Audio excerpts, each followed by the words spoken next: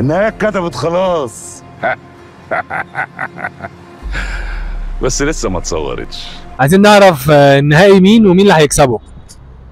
بص يا باشا، يعني هو ايه، انا لسه ما عملتش فيديو توقعات، اللي هي التوقعات بتاعتنا اللي ما بتخيبش دي. لكن انا شايف يعني ان احنا كلنا دلوقتي بقى، عشان ما بشيلش انا الليله لوحدي،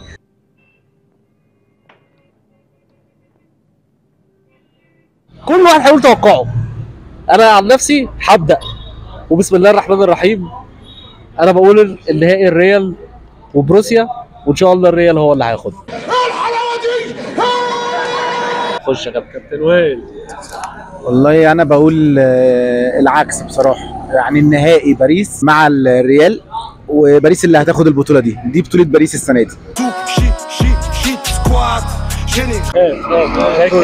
ما يتكلمش تاني. 15 تطبخ على نار هادئه، 15 تطبخ على نار هادئه. امسك دي. انا اتوقع باريس البطل ان شاء الله. باريس وايه؟ باريس هو البطل، هيبقى باريس والريال. باريس اللي هياخدها؟ باريس البطل، هي شكلها جاي. طيب يا سيدي شكرا كفايه. انا بقول البايرن هي اللي هتاخدها، والنهائي هيبقى باريس والبايرن. ادفع بقى ثمن الشاي وروح. والسوشيال ميديا هتتقلب، هيقول لك نهايه غير متوقعه. وانت كابتن راح فين؟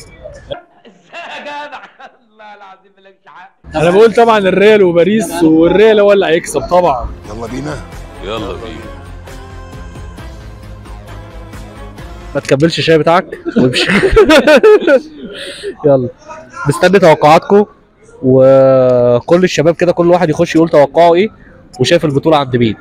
يلا، وكل دوري ابطال وانتوا طيبين. الناس بتحب الاشرار، القفله عندنا.